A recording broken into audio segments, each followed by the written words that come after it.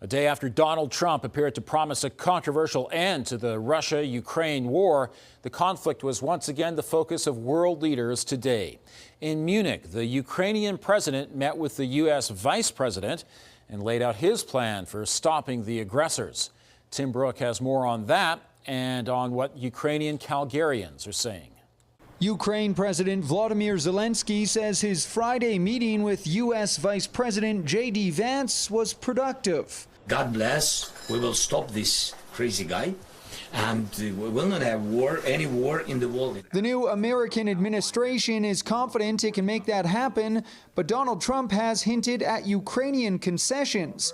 Among them, no NATO membership for Ukraine and potentially more territory for Russia.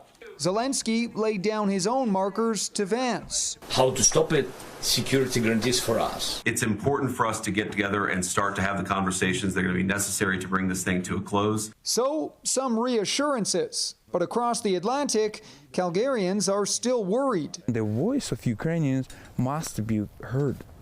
So, let's keep together. Let's fight for this. This Canadian has been back and forth to Ukraine with aid. He says his people are worried about any sort of Trump deal, but confident in other leaders. The whole world, the entire world has to stand together with Ukrainians to fight against this. It has implications for the future of NATO, for the future of security of Europe, much broader and deeper implications than simply the Russia-Ukraine war. Meanwhile, the attacks are still coming. The Chernobyl nuclear power plant was hit by a Russian drone strike Friday. Ukraine says radiation levels are stable, but it's a reminder of how much work is left to do. Tim joins us live tonight with more. And Tim, many Ukrainian Canadians are pledging to return the second the fighting stops.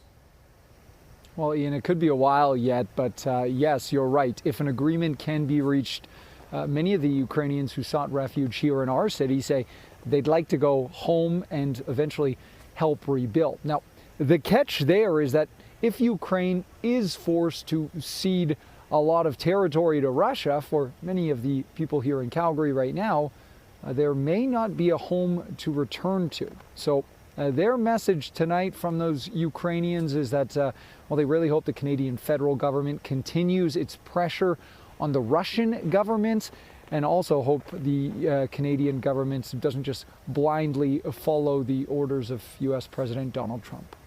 Tim, thanks very much.